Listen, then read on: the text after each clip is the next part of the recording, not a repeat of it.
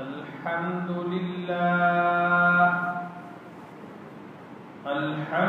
لله نحمده ونستعينه ونستغفره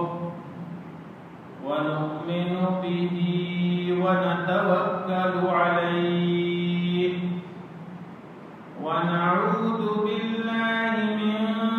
شرور أنفسنا ومن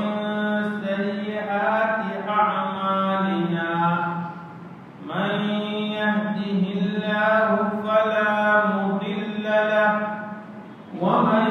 يضلل فلا هادي له ونشهد أن لا إله إلا الله وحده لا شريك له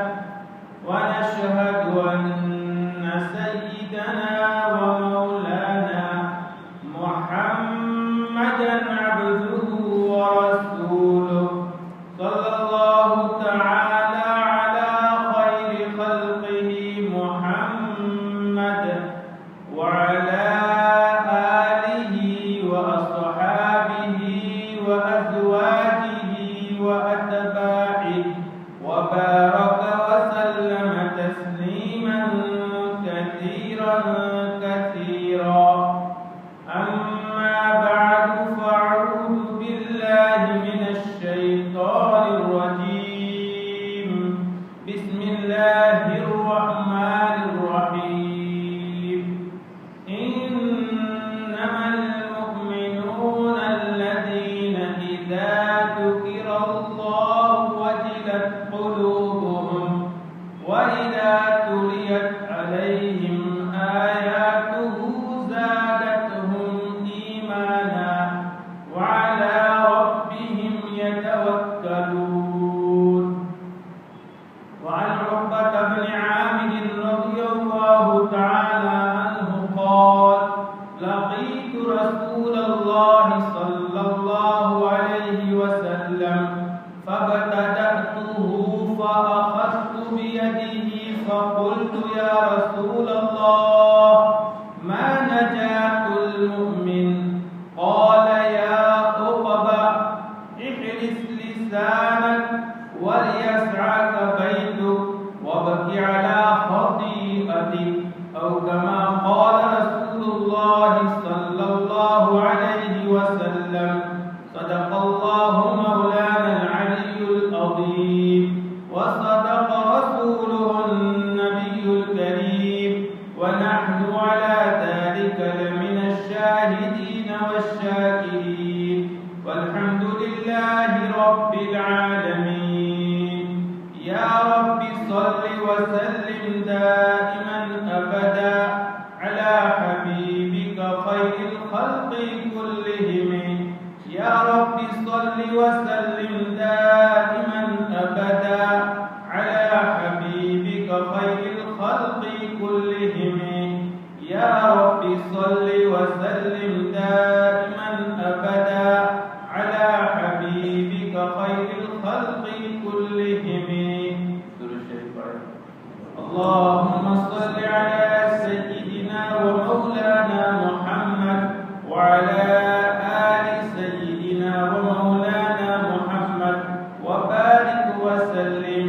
اللهم صل على سيدنا ومولانا محمد وعلى آل سيدنا ومولانا محمد وبارك وسلم.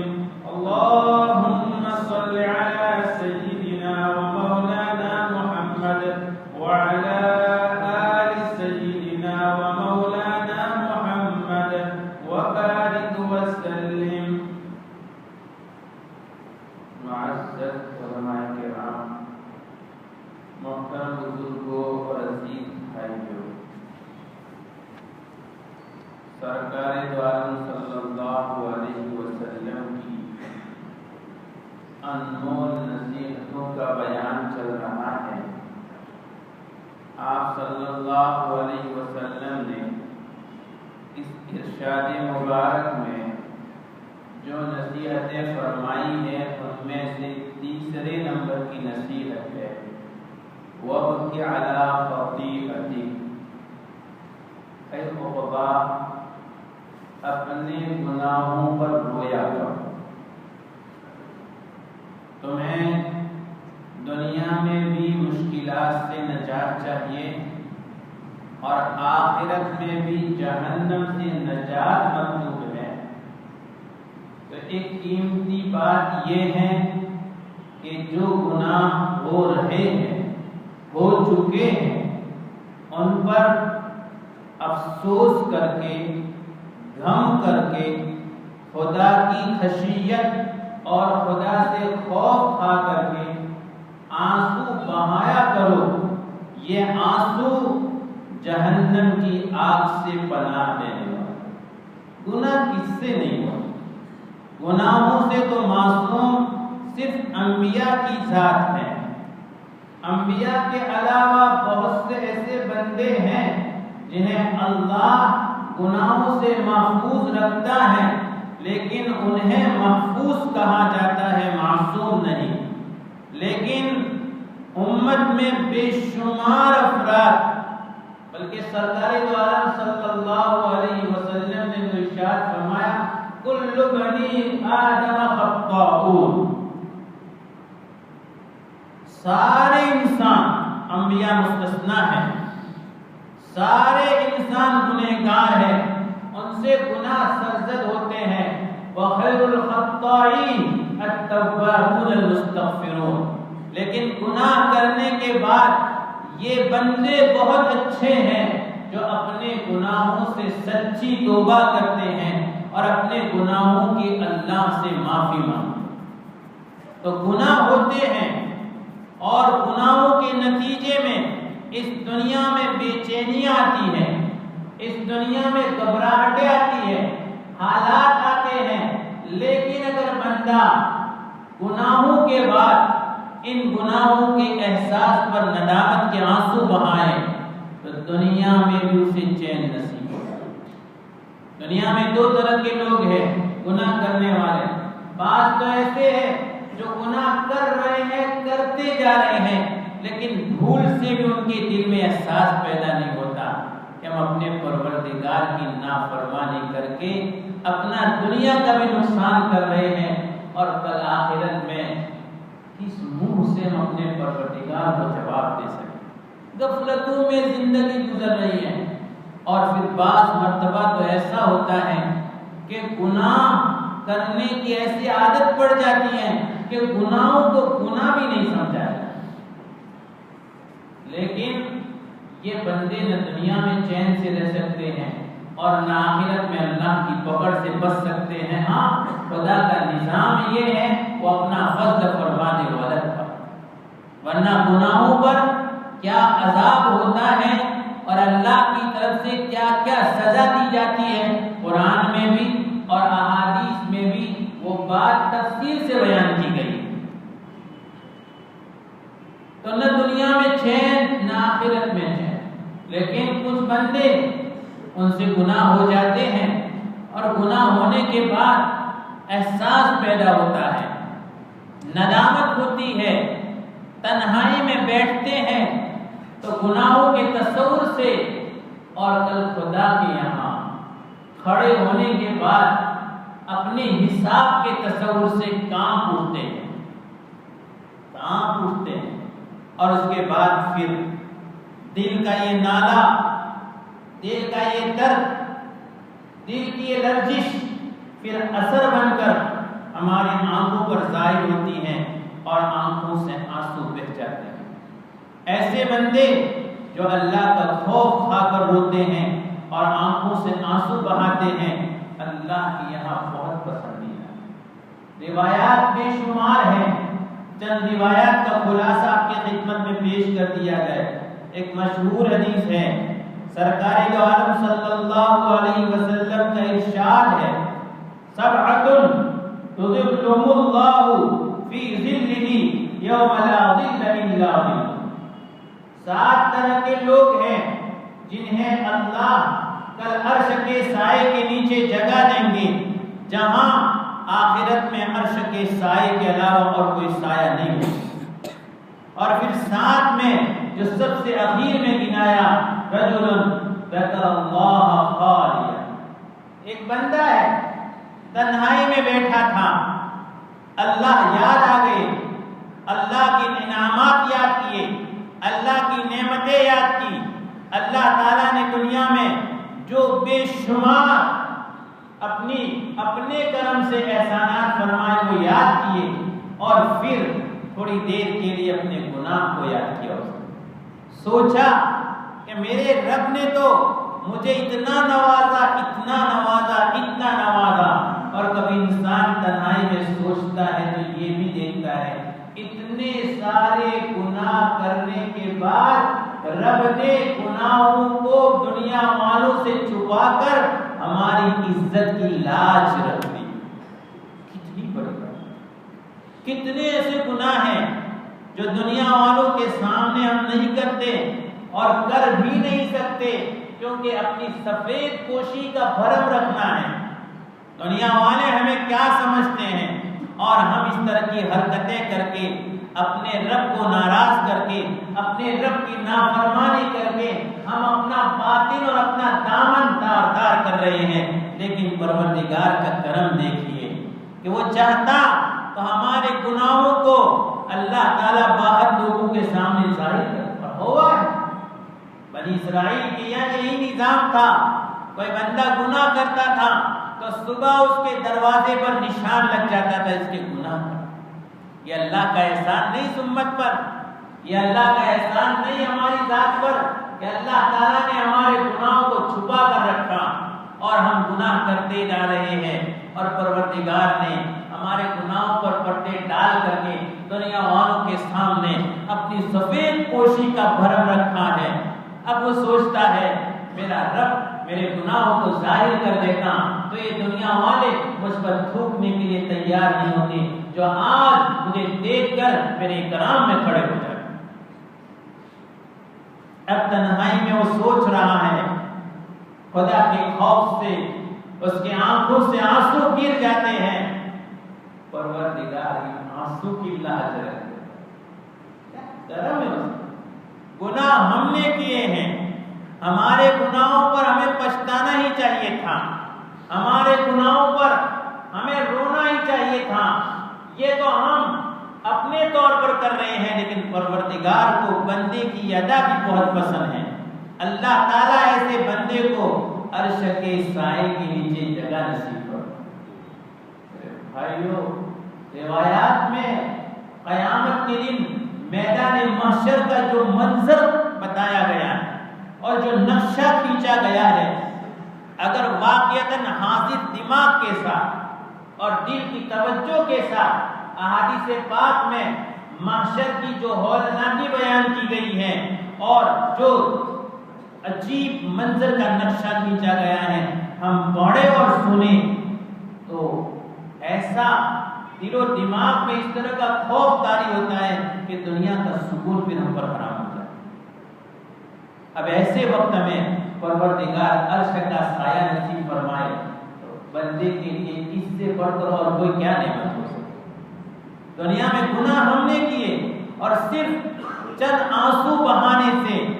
آنکھوں سے چند قطرے گنانے سے ہمارے نامہ اعمال سے اللہ پاک گناہ مٹا دے۔ اور یاد رکھیے، جب آنکھوں سے آنسو گرتے ہیں گناہوں کی ندامت پر تو یہ سچی توبہ ہے، اور سچی توبہ سے ہر چھوٹا بڑا گناہ معاف ہو جائے۔ سچی توبہ کے نتیجے میں اللہ ان آنسو کی برکت سے جہنم کی آگ ہم پر حرام کر دے۔ اللہ کے نبی صلی اللہ علیہ وسلم کا ارشاد ہے، آپ نے فرمایا ثلاثۃ اعین لا یمسها النار، تین آنکھیں ایسی ہیں کہ یہ جہنم ان کو چھو تک نہیں رہے، چھوئے تک نہیں، چھوئے بھی تک نہیں۔ تین آنکھیں ایسی ہیں، عین فقرت فی سبیل اللہ، ایک وہ آنکھ جو اللہ کے راہ میں شہید کی گئی، وعین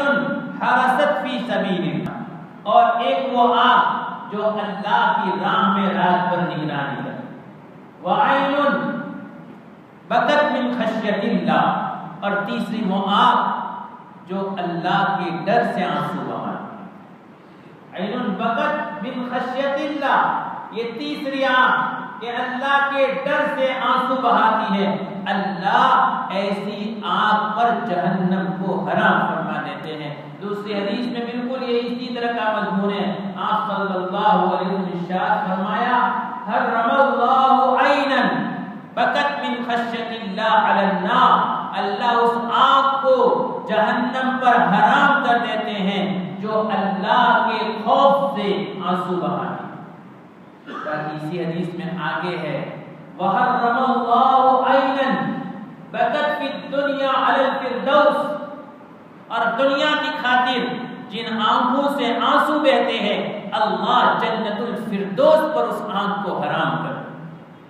تھوڑی دیر کے لیے حدیث پاک ان دو ٹکڑوں کا موازنہ کریں اور اپنی زندگی پر نظر ڈالیں۔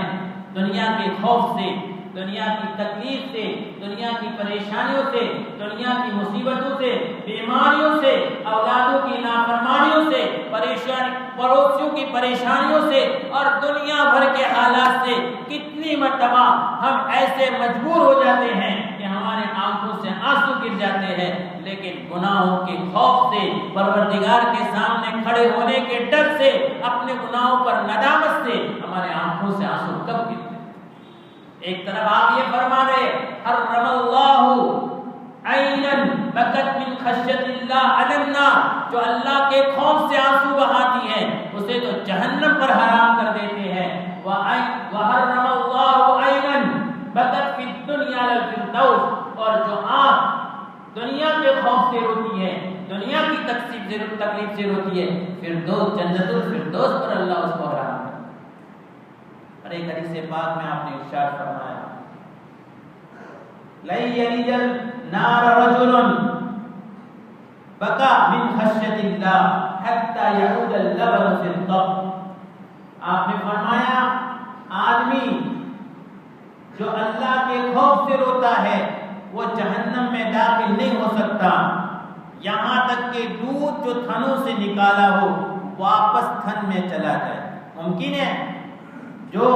جانوروں کے تھن سے، آنچڑ سے جو دودھ نکل جاتا ہے، دنیا کی کوئی طاقت پھر اسی تھنوں کے راستے سے دودھ کو تھن میں واپس نہیں کر سکتی۔ اللہ تعالیٰ یہ فرما رہے ہیں کہ جیسا یہ ناممکن ہے تھنوں سے نکلا ہوا دودھ دوبارہ تھنوں میں چلا جائے، یہ ناممکن ہے، وہ بندہ جو اللہ کے خوف سے روتا ہے لن یلج النار، وہ جہنم میں داخل نہیں ہو سکتا۔ اور آپ نے حدیث پاک میں ارشاد فرمایا کہ ابو امامہ باہلی رضی اللہ تعالیٰ عنہ فرماتے ہیں اللہ کے نبی صلی اللہ علیہ وسلم نے ارشاد فرمایا لیس شیء احب الی اللہ تعالی من قطرتین ومن اثرین، آپ نے فرمایا اللہ کو دو قطروں سے اور دو نشان سے زیادہ کوئی چیز محبوب اور پسندیدہ نہیں۔ لیس شیء احب الی اللہ تعالی من قطرتین ومن اثرین، دو قطرے اور دو نشان ایسے ہیں کہ اللہ کے نزدیک ان کے مقابلے میں اور کوئی چیز زیادہ پسند نہیں ہے۔ اور پھر فرمایا قطرۃ دموع من خشیۃ اللہ، اللہ کے ڈر سے نکلنے والا آنسو، اور فرمایا وقطرۃ دم تحراق فی سبیل اللہ، اور اللہ کے لیے میدان جنگ میں بہنے والا خون کا قطرہ، یہ دو قطرے اللہ کو اتنے پسند ہیں اس سے زیادہ اللہ کو کوئی پسند نہیں۔ اور دو نشان جو اللہ کو بہت پسند ہے، اثر فی سبیل اللہ، جہاد میں جو نشان زخم کا لگتا ہے وہ اثر فی فریضۃ من فرائض اللہ، اور اللہ کا کوئی حکم انجام دینے میں کوئی بدن پر نشان لگتا ہے تو اللہ کو وہ نشانات بہت پسند ہے۔ تو دو قطرے جس میں سے ایک آنکھوں سے نکلنے والا یہ آنسو کا قطرہ یہ اللہ کو بہت پسند ہے، اسی لیے آپ صلی اللہ علیہ وسلم نے اس ارشاد پاک میں خصوصیت کے ساتھ یہ بات بتائی حضرت عقبہ بن عامر کو۔ انہوں نے دنیا بھر کے مسلمانوں کی نجات کا سوال کیا تھا، ماں نجات المومن، اے اللہ کے رسول صلی اللہ علیہ وسلم ایک مومن کو نجات کس سے ملتی ہے؟ آپ کی نصیحتوں میں تیسرے نمبر پر آپ نے یہ ارشاد فرمایا کہ بب کے علاوہ اپنے گناہوں کو، اور میرے بھائیوں، معاف کرے دل کے درد سے کہتا ہوں، گناہوں کا اتنا بڑا انبار ہے، ہمارے نامہ اعمال میں نیکیوں کا نام و نشان شاید نہیں ہے۔ صبح سے لے کر شام تک گناہوں میں بڑی زندگی گزر رہی ہے، لیکن آج ہمارے آنکھوں سے آنسو نہیں گرتے۔ ہمارے آقا صلی اللہ علیہ وسلم جو بخشے بخشائے اور سید الاولین والآخرین ہیں، آپ کی زندگی کے معمول میں تھا سرکار دو عالم صلی اللہ علیہ وسلم کبھی رات بھر نمازوں میں روتے ہوئے گزار دیتے تھے، اور صرف امت کی خاطر۔ حضرت عبداللہ بن شخیر صحابی ہیں، کہہ رہے میں اللہ کے نبی صلی اللہ علیہ وسلم کی خدمت میں حاضر ہوا، علیہ النبی صلی اللہ علیہ وسلم ویصلی، آپ نماز پڑھتے تھے، وَلِجَوْفِهِ عَزِيزٌ كَعَزِيزِ الْمِرْجَلِ مِنَ الْبُكَاءِ، میں نے دیکھا آپ کے پیٹ یعنی آپ کے سینے سے ایسی آواز آ رہی تھی جیسے ہانڈی ابلتی ہے، پتیلے میں پانی رکھے آگ پر، اور جب پانی گرم ہوتا ہے اور جب ابلنے لگتا ہے اس وقت جو آواز آتی ہے، حضرت عبداللہ بن شخیر فرماتے ہیں وَلِجَوْفِهِ عَزِيزٌ كَعَزِيزِ الْمِرْجَلِ مِنَ الْبُكَاءِ، آپ کے سینے مبارک سے رونے کی وجہ سے ہانڈی ابلنے کی طرح آواز آ رہی، دل کے درد سے آنسو بہانا اور پروردگار کو منانا، یہ اللہ کے نبی صلی اللہ علیہ وسلم کی ایک شان تھی۔ آج ہم صلی اللہ علیہ وسلم کے نام لیوا ہے اور ہمیں اس پر فخر ہے، ہم اس نسبت پر مر مٹنے کا سودا کر رہے ہیں، لیکن میرے بھائیوں آج ہم اپنے گناہوں کی کوئی فکر نہیں کرتے۔ گناہ ہوتے ہیں، گناہ عادت پڑ گئی ہے ہماری، لیکن گناہوں کی عادت ہے تو رونے کی بھی تو عادت بنائیں۔ اپنی آنکھوں کو اللہ کے سامنے ذرا بھگو دیں، اپنے آنکھوں سے آنسو بہائیں، اور ان قطروں اور ان آنسو کے ذریعے ہمارے نامہ اعمال سے ہمارے گناہوں کی صفائی کروائیں، یہ شان پیدا کریں۔ اللہ تعالیٰ ان کہی ہوئی باتوں پر ہم سب کو عمل کرنے کی توفیق عطا فرمائیں، آمین یا رب العالمین۔